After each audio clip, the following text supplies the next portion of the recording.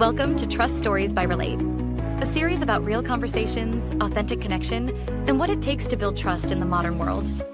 Each episode, we sit down with leaders, coaches, and changemakers to uncover the pivotal moments that shape them and the lessons they've learned about trust, leadership, and human connection along the way.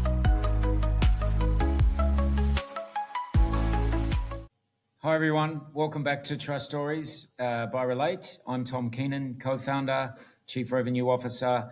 I'm really excited to have you back and with me today. I'm super excited to have Pamela Kaye, founder of PK Communications, on the show today. Pamela is an internal communications consultant, and we have a really great conversation about the impact of good and bad internal comms, the growing gap between how leaders think they're being perceived and how their message is actually landing, and the impact that that can have on a company's performance and trust between leaders and their teams. Great conversation. I hope you enjoy it. I know I did. And thanks again for joining. Pamela Kaye, welcome to Trust Stories by Relate. Thank you so much, Tom. I'm so happy to be here. Yeah, we're excited to have you on.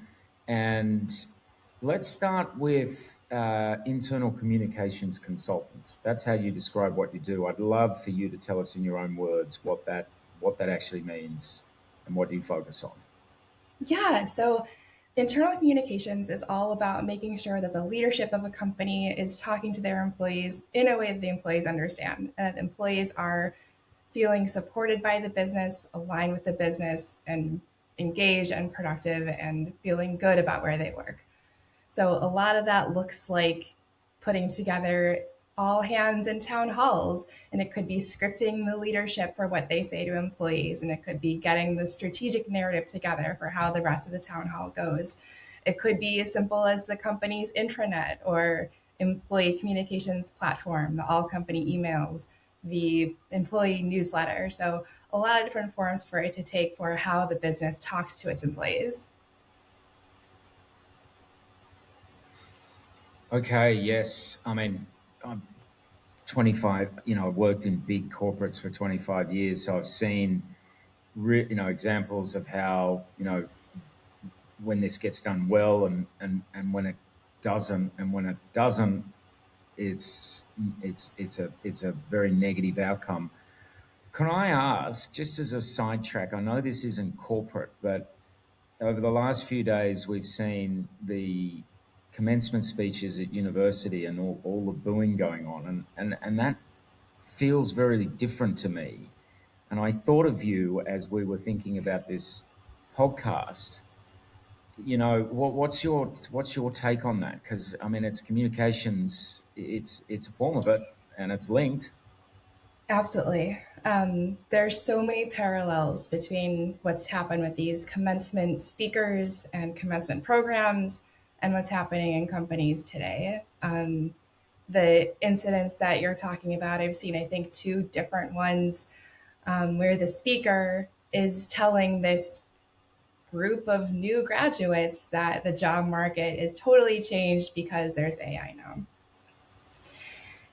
To the speaker, it sounds like they're telling the audience, the new graduates, about this amazing field of opportunity, about, oh, the world is different and you get to go in and be a part of this change and, really take all of the country, I guess, to the next level, take all these companies to the next level.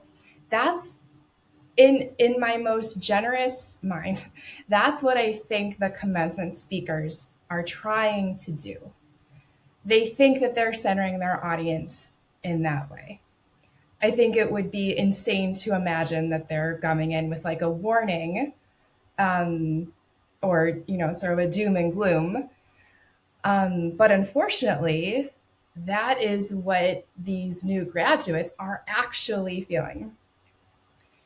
Because we are being told that AI is going to come for our jobs. We're watching company after company slash their workforce in anticipation of AI.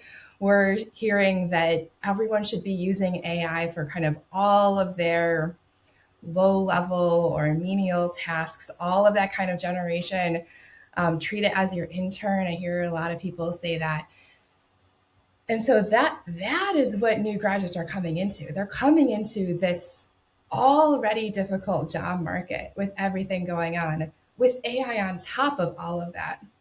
So they are worried. And that is a huge piece of what these commencement speakers have missed.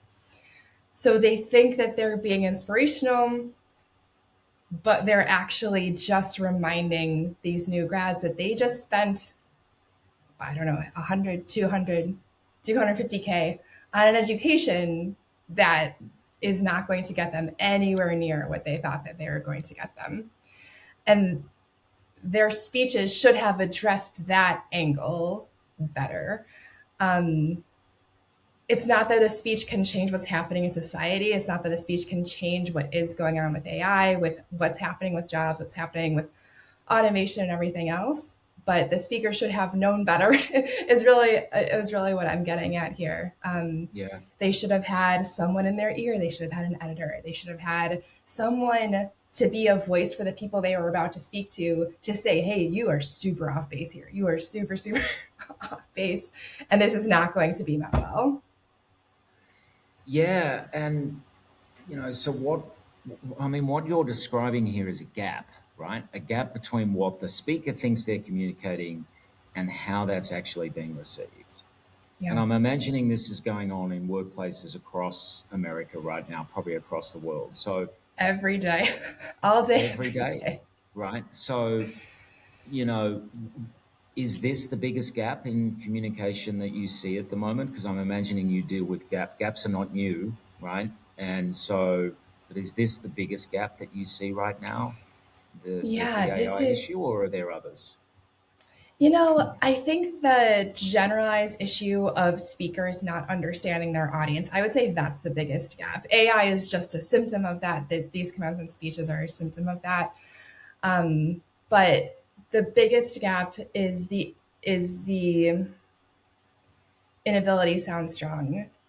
Just the failure of not putting themselves in the audience's shoes. And I think that is the biggest thing you can do to improve any communication is put yourself in that person's shoes. And if you can't, or if you're like, I think this is it, but I'm not really sure, I'm not plugged in, I'm not talking to these people, I'm not like in these circles, I'm not in these spaces, ask someone who is, to look at what you're saying. Because one thing that I see over and over is leadership who's talking to their employees in a completely different mindset and set of assumptions, or where they think their audience is, than what's really happening. And that can manifest itself in lots of different ways.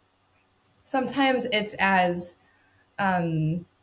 sort of banal as the finance report in the quarterly all hands, and it goes over the employees' heads, but the head of finance does not know that.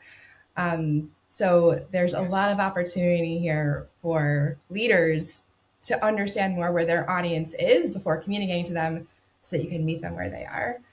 If it's not clear, I was an elementary school teacher before this life. So much of what I do. Yes. Yeah. Wow. Okay, that makes sense. Yeah. And there's so many principles that are the same in this work. And it really is entirely about meeting your audience where they are. I had one of the cool things about COVID was that my kids were at home when they were in school assemblies. And my daughter at the time was at a all-girls school in Sydney, and I got to listen to one of the motivational talks by the principal. And he started talking about a golf analogy where he's saying sometimes you need a 3-wood, sometimes you need a 5-iron, and I'm like, man, who is your audience here? These girls are not playing golf. Like, I was amazed, at the lack of understanding of who he was talking to. So I Completely. definitely, this is do you think this is getting worse? So as, Ooh. because I ask this because we're seeing sort of, at Relate, we're really interested in, trust and helping people build better relationships. Mm-hmm. And we're seeing trust collapse everywhere, right? Whether it's Mm-hmm. trust in institutions, trust in, employee trust of their employers. I think I saw a stat the other day that 72% of people think that their employer is using AI to evaluate them, right? So I mean, that just reeks of I don't trust the people I'm working for. So are you seeing this gap just getting wider and wider and wider? And if it is getting wider, why is it? Do you think? You know, yeah, it's the question of our times, and I'm also an alum of Edelman, which has its flagship trust research, and so that has been a learning and a trend over the past number of years, that trust is really deteriorating in government, in politics, in leadership.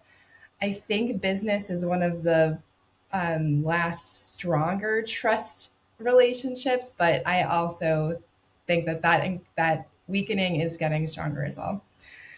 And the environment that we're in, especially now with AI having so much potential for misinformation, for fraud, for, I mean, just the misinformation campaign that we've had, the last, I'll say, however many years. I mean, social media was a huge part of popularizing opinions that have no basis in fact, such that now we're all, not all, there's people who are in different realities. And you can say, science says this, and they say, I don't think so. So, and that the fact that that is a normalized view now is really eroding trust in institutions, in leadership, in companies, in our neighbors. So it really is a pervasive problem that is really thorny and really, really an issue. Mm. So I'm what are companies I'm not on doing? this side. Yeah. Sorry, you Sorry, were go going to ahead. say? Oh no, just that I wish I also had the research for how we get out of this, but doing the part that I can to help leadership actually be authentic and communicate with transparency and help inspire this trust among their employees. There's another whole half of that equation for leadership's actions, which I, as a communications consultant, can't change. I can provide counsel, I can provide my point of view, I can provide guidance. But at the end of the day, this relationship depends on the actions that are taken and the communication about them. So, I mean, one thing that I see happen a lot is, say, the employee survey, right? The employee engagement survey. Often it's done annually. And often there are changes that are made because of what the survey results said. The number one thing you have to do in that situation is explicitly tell employees and tell them that 1,000 times over. Like, you need that credit from having done the thing. And you need to spell that out for them and remind them, because employees will forget, they'll lose it, they won't see the one email, I mean, whatever. And so the biggest thing you can do for yourself in that situation is to say, hey, we heard you. You said XYZ, so now we've done XYZ. And Mm. let that be a mantra over and over to really help close this gap of employees understanding and trusting, that you'll have their backs, assuming that you do, which we assume that you do because you're listening to this podcast, which means that you are invested in your employees being, successful and happy at work. So what are like? So what does good look like right now? And you know, what are some examples of this being done really well? Like, and I'm not asking for actual kind of, but what's the strategy? Like, what are people thinking about first and foremost? How are they bridging that gap that we talked about at the beginning? Yeah, so this happens in a few ways. And one thing that I, get to do in my work is sometimes script the leadership for their town halls. And so I get to go in and make sure that I capture the leader's voice and kind of these messages and talking points of how they want to thank their employees, how they want to tie business results to the employees' efforts, how they want to encourage that the employees take full advantage of all their benefits and total rewards and compensation that they get. So I come in with this really employee centric mindset and make sure that whatever the leadership is saying is matching that to the utmost extent that is actually happening. So Yeah. just want to really enhance whatever transparency, whatever clarity, really, again, meeting them at their level. And so that's a small action, right? That is one quarterly town hall. And we're sort of talking about these like huge, like trust and like capital T, like this huge, but it happens in these micro moments over and over. So that is a big part of it. When it comes to things like the company newsletter, things like having a section for an employee spotlight, making sure that they're seeing themselves, making sure that employees are seeing that you see them, really reinforces this message. Sometimes there can be a really nice series that humanizes the leadership, a little almost podcast like little chat fireside thing. It can get posted on like the employer social media or employee comm software, but that talks about their hobbies and their kids and their family and that time they moved across the country, just not always about the business or their vision or running the company, which are all important. But I say it's equally important to make sure that people see leadership as human and as, people that they can go to and talk to and that they will think, because it's true, that they'll have their backs. Yeah. Yeah. I mean, we live in this age of,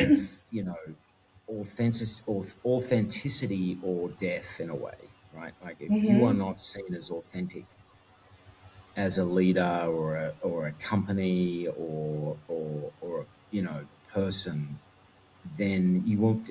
I get the feeling you just simply won't cut through, right? No one wants the PR line anymore. No one wants the scripted you. They want you. And so I think that's what you're talking to, is that leaders have to put more of themselves into this than they probably did have to before. Yeah, I would say that's absolutely true. I would say that that will only increase as Gen Z becomes a bigger and bigger part of the workforce. I think that that their transparency first and kind of all of their expectations of the workforce and of their leadership. And this is just something that we've seen increase kind of in all sectors between business and politics. People who really own what they stand for. And to your question about, kind of the best examples of this, um, this in this really hard scenario of a layoff, I think it was Jack Dorsey a month or two ago who did lay off something crazy like 30 or 40%. I mean, it was huge. But his letter that he sent about that was actually good. So I'll go on a limb and say that, because really tough decision for sure. But the important parts in that letter were that he completely owned it. He explained his reasoning. And the other thing, which goes back to what I was saying, he gave a severance package outline like I've never seen before. I mean, I'm not going to be able to rattle the stats off the top of my head, but it was generous for salary and health insurance and stipends. I mean, it was Yeah. a new bar that was set. So the fact that he really put his money where his mouth is about caring about his employees, as well as just really owned the reason and owned the decision and did not mince words, did not pretend it was about something else, did not make it sound like a favor, did not make it sound, that's all really important, especially in the bad times. Yeah. And what about So, what about remote work, right? So, Mm, what is the implication for communications and remote work? And is it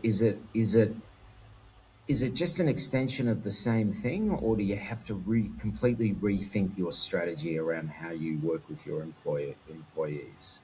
Because I get so sick of this narrative of I've got to we've just got to bring everyone back to the office because I don't know what they're doing at home. Somehow they're unproductive at home. I worked at a company where they did this. They brought us all back, and it was the biggest train wreck of a meeting in a corporate world that I think I've ever attended.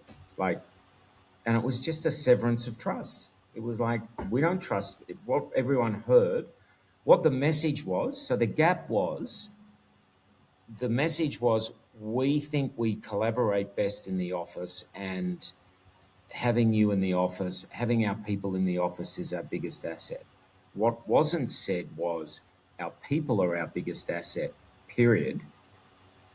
And uh, and so it just got received as, we don't trust you to work from home, and it was a a train thousand wreck. percent, 1,000%. I don't think you can see me, but I'm Yeah, like angrily crossing my arms. I'm like, we can talk about so trust. am I actually. Yeah, I, I'll never understand why, as a manager or leadership, you would hire people that you don't trust. I mean, that yeah. we've been talking this whole time about employees trusting their leadership, but it is wild to me for a manager to ever say, I don't think you're doing your job if I can't physically see you. Then why did you hire? Yeah, it doesn't make Then what are we sense. doing here? Yeah, yeah, Um, and so, yes, to talk about employee centric or, anti employee centric moves, the remote work conversation, we could discuss that one all day. But in terms of communicate internal communications, I will say I think it's the same activity but harder. I don't think it's fundamentally different. The activity is still making sure employees feel supported and aligned and understand what the heck is going on. So I see that foundation of like, what are we doing here as the same. The tactics get much harder because if you're in your all hands and everyone's on their screens, it is super easy to start doing something else on your other screen. It is super easy to open up new tabs. mm, Now, when you're all in the same room, are you guaranteed everyone's attention? No. You still need to be engaging, talk to your audience in a way that they understand, earn that attention. Um, but I acknowledge that it's harder in a completely remote setting. So, you know, I think reasonable minds can differ on this, whether it's the same activity but harder or a completely different activity. But I come back to the like, what's our goal? And if our goal is communicating to employees such that they feel like good about this, then it's the same set of efforts, just with the tactics being different. And I'm not saying and what it's are easier. I'm not saying it's easy at all. no, it's definitely I think it's definitely harder. So I think, it's easy to uh, say, okay, yes, you need to trust your employees and therefore allow them to work from home. But I think where I get frustrated is that leaders are not, I don't think there's been enough leaders saying, well, what do we need to do to better manage this? The knee jerk was, Mm-hmm. well, we need to better manage it by having everyone in the office so we can see them. But what are some ways for us to manage this better so we get the most out of our remote workforce? Because the best talent are telling us they want to do this.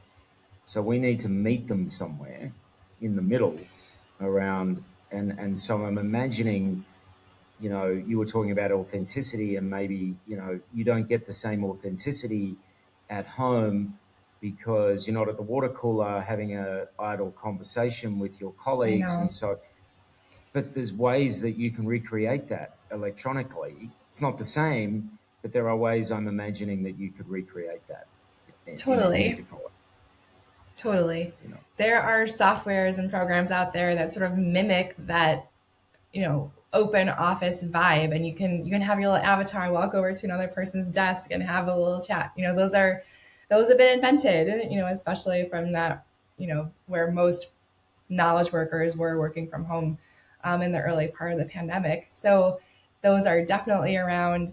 Building in that time for these, team chats, for the catch up at the beginning of the team call, the little Slack or Teams conversations you have with your coworkers, those really are the glue. I mean, I completely understand the missing aspect of the water cooler. Completely get it. I miss that too, for sure. It just takes more intentionality, and it takes intentionality from everyone involved. Like, I can't try to chat with someone who's not interested in chatting with me and, have that go well and have that be bonding. So there's all kinds of and different folks. And so finding the people who are trying to still maintain that connection is super important. That really, it makes a huge difference at work, as I know you know. yeah, and that's the same as being in the office, right? Some people sit at their desk and don't tend to interact with people or interact less. And there's some people who are super social and, you're saying, hey, I need to get my work done. Let's, you're sort of having to stop the conversations, so the Yeah. same as online. But I think the word intentionality is the key here, right? It's like if you need to be much more intentional as a leader about how you're communicating with your team when you're in a remote environment and taking time out of your schedule to make sure that you're doing that, I think. And I'm imagining, I don't know, that must be one of the hardest parts of your job, is actually getting the people to park the time to make sure the communication goes well, because it's the easiest thing for them to drop if they get busy. I know it is. There are some stats behind this, and I often cite those as I'm talking to leadership. But a meaningful percentage of people will say when they're getting ready to leave a job, or that this would make them consider leaving the job, they cite poor internal communications as a factor in the decision to leave. And communicating, and understanding the business's goals impacts how engaged they are at work. So all of these data points really do support kind of this business case for internal communications. And like you say, putting thought into it, putting effort behind it, dedicating time, saying, oh no, we're going to figure this part out because it impacts our bottom line in these ways. Also, I think it's just the right thing to do, but it also impacts the bottom line in these ways. Yeah, yeah. Such a great conversation. We could go on all day. I've got one more question, or two more questions actually. The first one is, if you could change one thing about the way leadership teams communicate, like if there's one thing that you see pervasively across all the companies that you work for that you could change tomorrow and they would all listen and do it, what would the one thing be, do you think? I know it might be a hard question to nail it down to one thing, but maybe there's two things. But what would it be? I know I sound like a broken record, but addressing your audience with what they need or even say that they want. And so this comes in the form of the answers to your employee engagement surveys. You can ask about it in a focus group, just wherever you can talk to a couple of trusted people who will tell you the truth and not sugarcoat or beat around the bush.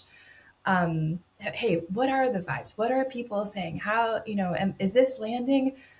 Checking in like that is the single biggest impact you could possibly have. So, an internal comms person to watch out for this very thing, someone acting as basically an employee advocate to say, hey, like, they're feeling this way, they're not getting this, and then matching your communications to what they need. A lot of a lot of my work, sometimes people get really wrapped around the axle in terms of like newsletter open rates or clicks or percentages. And those are important, but they're only as important as their output, which is productivity, understanding the business goals, feeling aligned, feeling like you understand your place in the company, feeling like you understand that you are part of the company's future and that you are part of the reason of their success and where it's going. So all of those things show up, unfortunately, not in like a work product, but in how employees are feeling in their hearts, which you can really only get at through things like asking them. Yeah. You know, one concept I never saw in my career, which I've heard come up a few times recently, is this idea of reverse mentorship, where, you know, a senior leader gets reverse mentored by people, you know, junior people in the firm. I thought that was a great idea. Like, what better Completely. way to pick the brain, to get the vibe of the company by giving a safe space for Completely. someone to tell you, you know. Like you Yeah. don't want to be out of touch. You don't want to be talk about being left behind. You don't want, to appear out of it and just not getting what your people are going through. And a really easy way to lose touch with all that is to not have someone kind of reporting up to you, this reverse mentorship. Yeah, I love that. I try to listen to Gen Z and everything that I do. So, I'm right there with leaders of companies who are doing this reverse mentorship thing. Yeah. I have a 19-year-old daughter, so I'm doing my best as well. And Oh, perfect. some days are better than others. Perfect. Oh, I bet. I bet. So it's such important work that you do. And my last question is, where can people find you? Where can people, Oh, find your work and get in touch with you? yes, for sure. So my company is PK Communications and my website is pkcommunications.co. You'll see, more about me, offers. There's a contact form. It'll send you to my LinkedIn where I'm pretty active there too. You can also search for me on LinkedIn. I'm Yeah. I'm there often. Yeah. Awesome. Well, thank you, Pamela. I've really enjoyed this conversation. I could keep going for hours, I Same think. here. I think we've got to get you back on. So, I look forward to getting you back on in at some point in the future. But thank you for your time today. Thanks so much, Tom. I really enjoyed this conversation. Thanks so much for having me. I'd love to be back whenever you want.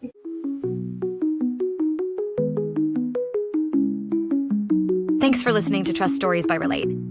To explore more ways to build trust in your conversations, meetings, and teams, visit relate.us. If you enjoyed this episode, be sure to follow, rate, and share it with someone who values building real connections.